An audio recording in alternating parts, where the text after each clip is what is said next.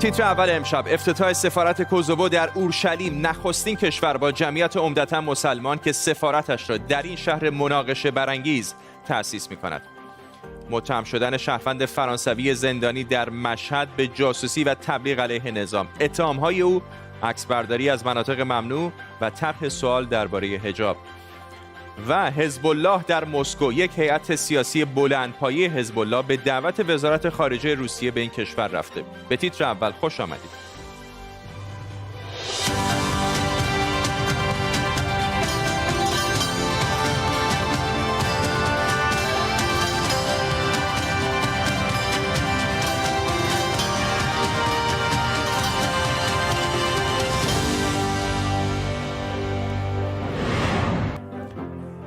سلام به شما و خوش اومدید. کوزوو، اولین کشور با اکثریت مسلمان، امروز سفارتش رو در بیت المقدس یا همون اورشلیم افتتاح کرده. روابط دیپلماتیک دو کشور همین 6 هفته پیش شروع شد. اقدامی که هم با انتقاد دولت خودگردان فلسطینی و هم کشورهای عربی و همینطور اتحادیه اروپا روبرو شده که بیت المقدس رو به عنوان پایتخت رسمی اسرائیل شناسایی نمی‌کنند. اما در خود اسرائیل این اقدام با استقبالی گرم روبرو شده. در طول برنامه به کمک تیمی از کارشناسان و خبرنگاران این خبر و خبرهای دیگر رو بررسی می‌کنیم.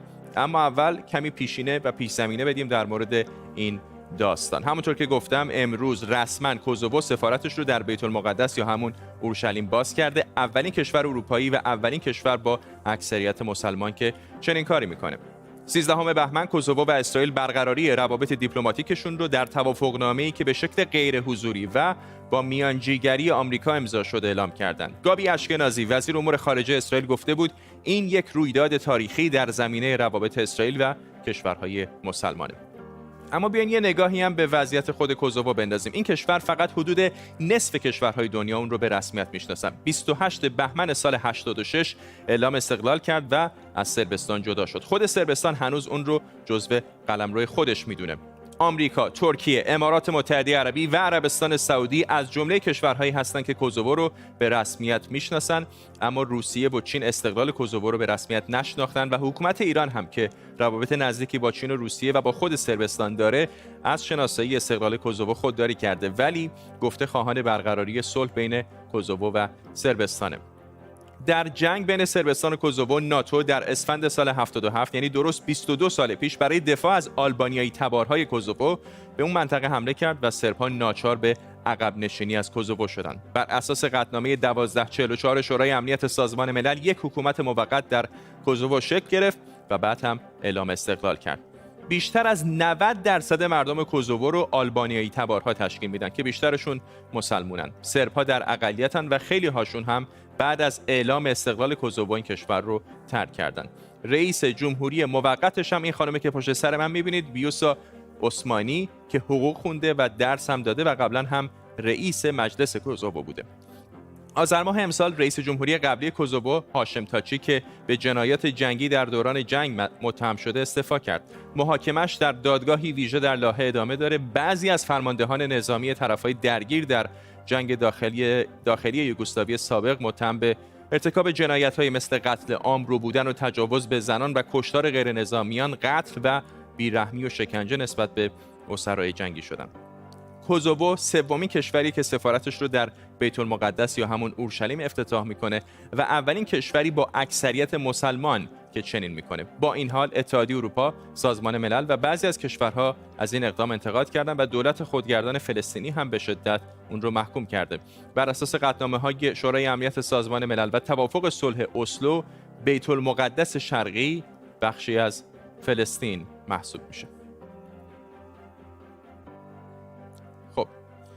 گزارش‌هایی منتشر شده که نشون میده بخشی از کمک‌های مالی دولت آلمان برای جبران خسارت کرونا صرف تامین مالی اسلامگرایان افراطی و تروریست شده. به نظر میرسه در مواردی یارانه حمایتی دولت آلمان به افراد و کسب و کارهایی که از کرونا آسیب دیده بودند به خاورمیانه ارسال شده. مقامات قضایی آلمان در مرحله تحقیقات اولیه این پرونده هستند و تا الان فقط در برلین 60 فرد و تشکل اسلامی به ظن سوء استفاده از این کمک‌ها تحت تعقیبند. همکارم احمد صمدی از برلین با ماست با جزئیات بیشتر. احمد. فرداد، خب همونطور که گفتی 60 شخص، نهاد و در واقع مسجدی که متعلق به گروه‌های اسلامی هستش در برلین تحت تحقیقات پلیسی و قضایی قرار گرفته و تا به الان حدود 100 مورد تحقیقات داره در این خصوص انجام میشه. البته این تحقیقات مال الان نیست، از چند ماه گذشته بوده. خب می‌دونیم که در آلمان مثل برخی دیگه از کشورهای اروپایی به خاطر موضوع کرونا و تعطیلی کسب و کارهای کوچیک دولت اومد و به اونها یارانه داد و کمک‌هایی رو به اونها داد. حالا مشخص شده که برخی از این کمک‌ها که تا الان حدود 1 میلیون یورو میشه، از این کمک‌ها مظنون هستش که به سمت خاورمیانه سرازیر شده و در اونجا در اختیار تامین مالی تروریست بوده و در اختیار گروه‌های جهادگرا قرار گرفته که خب دارن این رو بررسی میکنن. البته گفته میشه که در حدود تا به الان در 3 مورد مشخص شده که در واقع این پول‌ها رفته به این سمت و در موارد دیگه هم دارن بررسی میکنن و میخوان ببینن که در واقع تا ابعاد این کمک‌ها در چه اندازه بوده. خب می‌دونیم که در آلمان که برای سوء استفاده از کمک‌های دولتی چیز در حدود 5 سال زندان تعلق میگیره و تا 10 سال هم قابل افزایش هست و اگر مشخص بشه که برای تامین مالی تروریسم شده، خب این مدت جریمه میتونه که افزایش بیشتری داشته باشه. البته این نوع در واقع سوء استفاده ها سابقه داره. چند وقت پیش هم یک شخص ترک بود که چیز در حدود 2.5 میلیون یورو تونسته بود سر دولت آلمان کلاه بذاره که البته اون رو هم بازداشتش کردن. ممنونم از تو احمد صمدی، خبرنگار ما در برلین آلمان. بنجامین بریر، گردشگر فرانسوی که حدود 10 ماه در ایران بازداشته، به جاسوسی و تبلیغ علیه نظام متهم شده. بریر به دلیل عکسبرداری از مناطق ممنوعه به جاسوسی و به دلیل پستش در مورد اجباری بودن حجاب در ایران به تبلیغ علیه نظام متهم شده. سعید دهقان، یکی از وکلای بریر، گفته موکلش که در زندان وکیل‌آباد مشهد بازداشته از محافظت کنسولی برخورداره و با مقامات سفارت فرانسه هم در تماسه. بلاندین بریر، خواهر بنجامین بریر، به تیتر اول گفته اتهامات برادرش نادرست و غیر واقعیه و او فقط یک گردشگر ساده است که در جستجوی فرهنگ‌های جدید و اتفاقات هیجان انگیز به ایران و کشورهای دیگه سفر میکنه. در این 9 ماه 3 بار با او تلفنی حرف زدم. یک بار خیلی کوتاه که گفت بازداشت شده و حالش خوبه. 2 بار دیگه هم به تازگی با او صحبت کردم که در این مکالمات زمان بیشتری برای حرف زدن داشتیم. برام توضیح داد که روزهاش رو چگونه میگذرونه و نگرانش نباشیم. از اینکه درک نمیکنه چه اتفاقی افتاده. وزارت خارجه و کاردار سفارت فرانسه تونستن با او دیدار و گفتگو کنن. بهم گفت که در 2 دوره بازجویی شده. اینکه در سلول انفرادی بوده و بسیار به او سخت گذشته. اینکه وضعیتش براش دشواره. چرا که حریم خصوصیش رعایت نمیشه. چون مانع زبانی وجود داره. او فارسی صحبت نمیکنه و به ندرت کسی فرانسه یا انگلیسی حرف میزنه و ارتباط برقرار کردن براش مشکل بوده و روزها رو در سکوت میگذرونه. روزهای بد زیادی داشته و در شرایطیه که نمیفهمه چه اتفاقی در حال رخ دادنه. من از پشت پرده این دستگیری خبر ندارم. فقط باید در نظر داشت که بنجامین یک گردشگره که در جستجوی فرهنگ‌های جدید و اتفاقات هیجان انگیز به ایران و کشورهای دیگه رفته و ظاهراً فقط در زمان نامناسب در مکان نامناسبی بوده. یک خانواده در انتظارش هستند و ازش حمایت میکنن و ما فقط میخوایم زودتر برگرده. بلاندین بریر بود، خواهر آقای بنجامین بریر. همین لحظه که داشت صحبت‌های او پخش میشد، همکارم نیلوفر پور ابراهیم در پاریس برای من متنی فرستاده که وزارت خارجه فرانسه اعلام کرده که از زمان دستگیری بنجامین بریر وضعیت او رو به دقت و از نزدیک پیگیری کرده و از حمایت کنسولی در تهران برخوردار. سخنگوی وزارت خارجه فرانسه هم گفته که تماس‌های منظمی با او از طریق سفارت فرانسه در تهران برقراره. امشب در زیر ذره‌بین به یک داستان کلیشه‌ای که در واقع هیچ وقت کلیشه نمیشه میپردازیم. آیا جهان پولدارتر شده یا فقیرتر؟ آیا جهان ثروتمندتر به معنای جهان بهتره؟ چند خط فرق داریم. امشب در زیر ذره‌بین به فرق در جهان میپردازیم.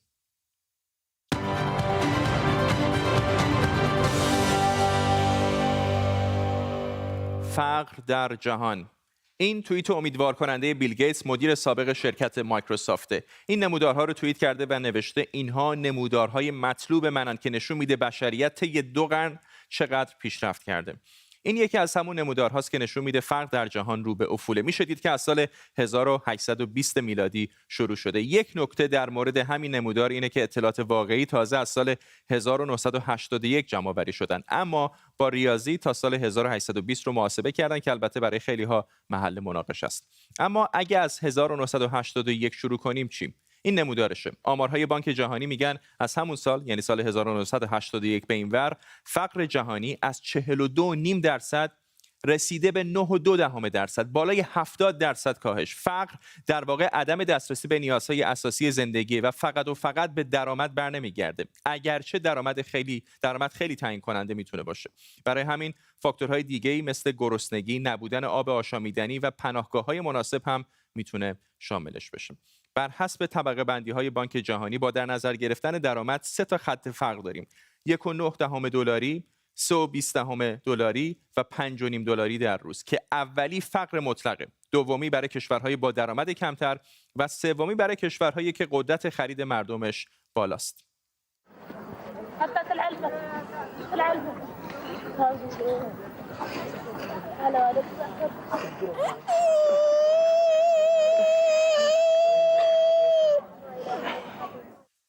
این نقشه که الان می‌بینید نقشه کشورهای جهان بر مبنای برابری قدرت خریده. هرچه پررنگتر اون کشور ثروتمندتره. همینجا میشه دید که وضعیت آفریقا و خاورمیانه در مقایسه با مابقی دنیا نسبتاً بدتره. در سال 2020 میلادی، یعنی همین پارسال، لوکزامبورگ، سنگاپور و قطر مقام‌های اول تا سوم رو داشتن.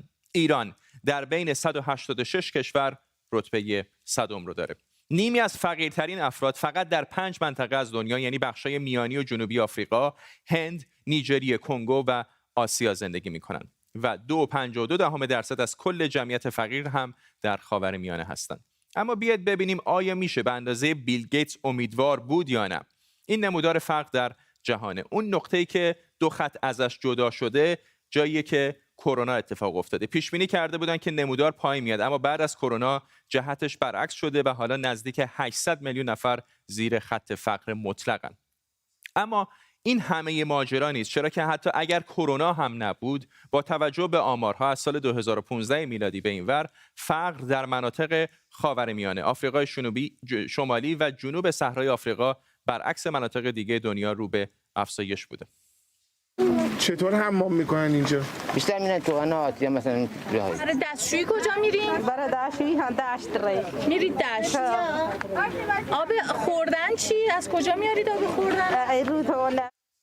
بهار سال 99، یعنی حدوداً 1 سال پیش، مرکز پژوهش‌ها گزارشی منتشر کرد که در اون خط فقر مطلق کشوری رو برای سال 98، یعنی نزدیک به 2 سال پیش، 2 میلیون تومان در ماه تعیین کرده. با این تفاصیل در سال 98 نزدیک به 33% کل کشور زیر خط فقر مطلق بودند و خود گزارش میگه شواهد موجود نشون از روند فزاینده متغیر در سالهای 98 و 99 دارن. حالا برمیگردیم به توییت بیل گیتس. 2 مسئله: یکی این که خیلی ها با در نظر گرفتن درآمد 1.9 دلاری در روز مشکل دارن، عددی که 6 سال پیش تعیین شده و حتی میگن خط فقر باید بالای 7 دلار باشه. همینطور اگر ما کشور چین رو به کل از آمارها حذف کنیم، میشه دید که سال 1981 به این ور درصد افراد فقیر روی کره زمین حول و حوش 60% راکت باقی مونده.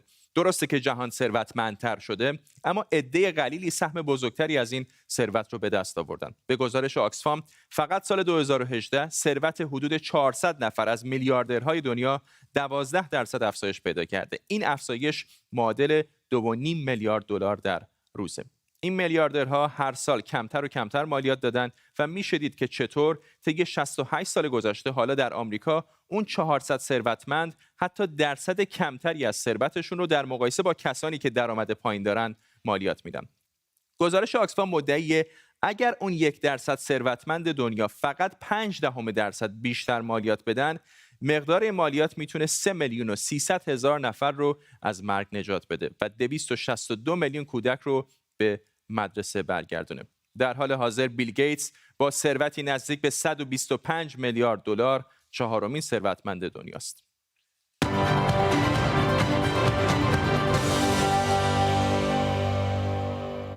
محمد ماشینچیان، روزنامه‌نگار از تهران با ماست. آقای ماشینچیان، میدونم که شما و همفکران شما که طرفدار اقتصاد لیبرال هستن میگن ببینید در کمتر از 30 سال ما فقر مطلق در دنیا رو نصف کردیم.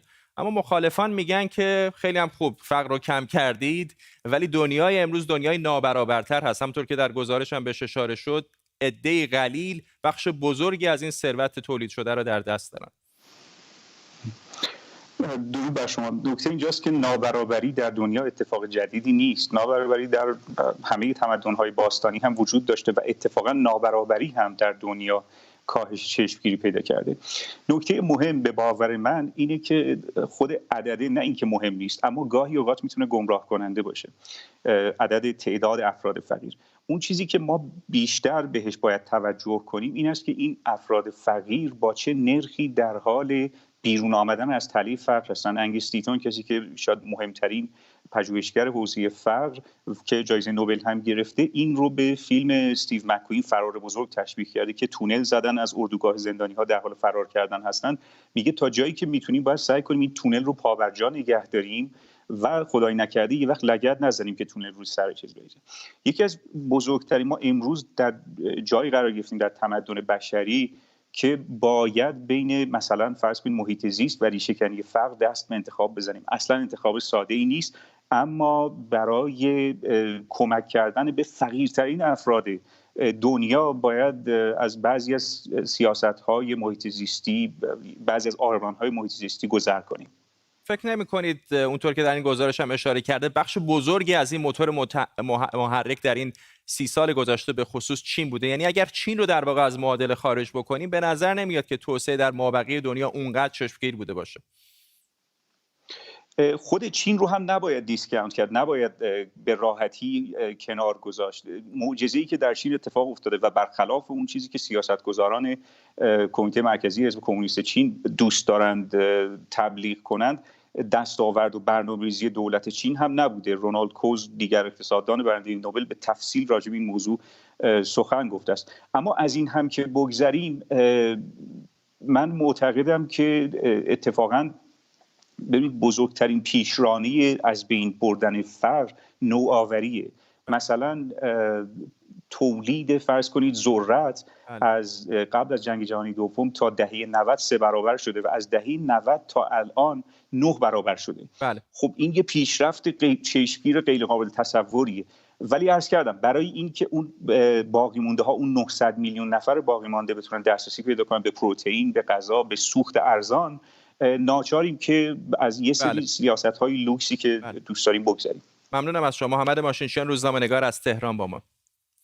یک هیئت سیاسی حزب الله به دعوت وزارت خارجه روسیه به مسکو سفر کرده. ریاست این هیئت با محمد رد، رهبر فراکسیون وفاداری به مقاومت، این هیئت امروز با لاوروف وزیر خارجه روسیه دیدار کرده. لاوروف هفته پیش هم با سعد حریری، مأمور تشکیل دولت لبنان در ابوظبی دیدار کرده بود. مصدق پارسا خبرنگار ما از مسکو با ماست با جزئیات بیشتر. مصدق. فرداد، هیئت حزب الله که امروز به روسیه آمده بود با وزیر خارجه روسیه دیدار کرد و قرار است با مقاماتی از مجلس دوما و شورای فدراسیون روسیه هم دیدار بکنه.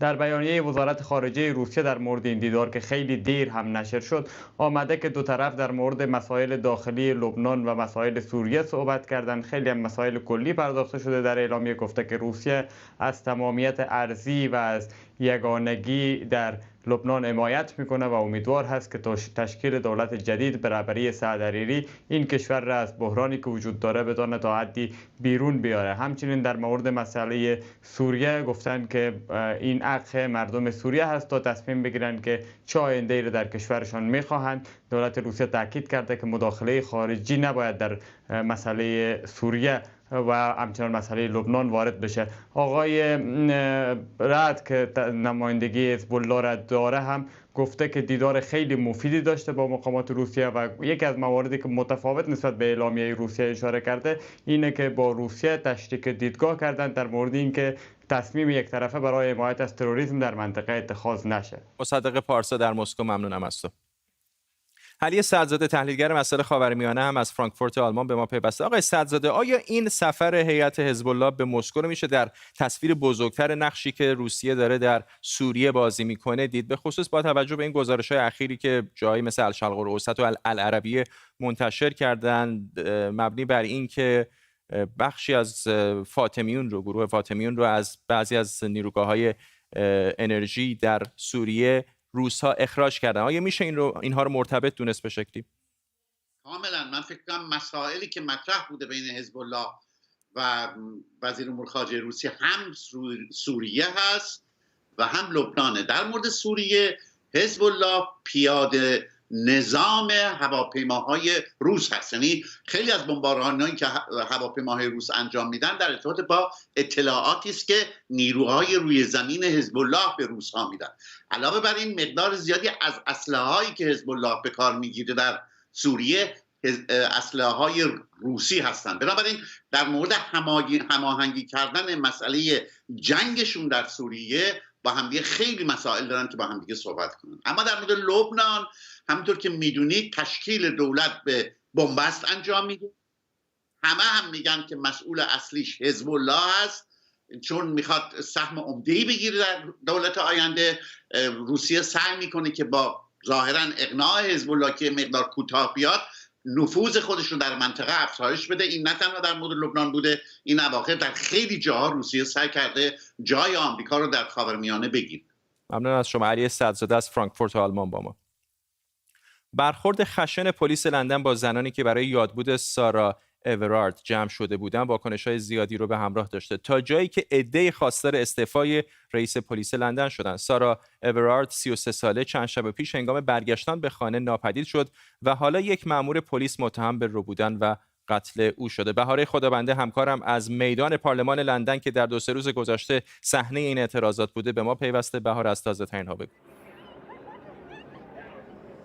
فرداد پشت سر من خودت میتونی ببینی یک جمعیت چند صد نفری امروز برای روز سوم متوالی اینجا جمع شدن. نگرانی های زیادی هست که الان توی شرایط کووید 19 که توی این چند ماه اخیر میدونید توی محدودیت های سراسری بوده این کشور، این مردم الان اینجا همونطور که میبینی بدون اینکه فاصله اجتماعی رعایت کرده باشن جمع شدن. هرچند این برنامه ها رو مقایسه میکنن با برنامه‌ای که هفته پیش اتفاق افتاد برای یک جشن فوتبال که خب توی اون جشن به همین میزان یک تعداد زیادی از ها اومده بودن بیرون و جشن می‌گرفتن و پلیس هیچ خشونتی مثل خشونتی که ما روز شنبه با زنان دیدیم رو روی اون طرفداران فوتبال در واقع اجرا نکرد. و برای همین هم است که اینها الان از یک طرف به خاطر اینکه اعتراض دارن به اینکه چرا دولت توجه نمی‌کنه به گزارش‌هایی که میشه از آزارهای خیابونی که برای زن‌ها اتفاق میفته، از یک طرف اعتراضشون به اون، از طرف دیگه هم اعتراض به اینه که چرا این خشونت روز شنبه اتفاق افتاده. دغدغه اصلی اینه که ما می‌دونیم 97% زن‌های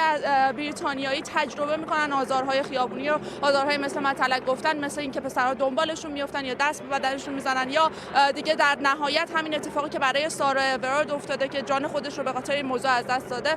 ولی ما میدونیم که گزارش هایی که میشه تعدادش خیلی کمه، برای اینکه اغلب این زنها معتقد هستن که این گزارش ها نتیجه‌ای نمیده و دستگیری نمیانجامه. امروز بوریس جانسون یک جلسه با رئیس پلیس لندن گذاشته، میشنوی الان دارن شعار میدن. الان یک ساعتی است که تقریبا این اتفاق داره پشت سر من همینجوری ادامه پیدا می‌کنه. ولی بوریس جانسون درخواست‌هایی کردن این مردم که رئیس پلیس استعفا بده. بوریس جانسون گفته رسیدگی می‌کنه و در چند روز آینده ببینیم که عملاً این رسیدگی چطور اتفاق خواهد. ممنونم از تو بهاره خدابنده همکارم از میدان پارلمان در مرکز لندن.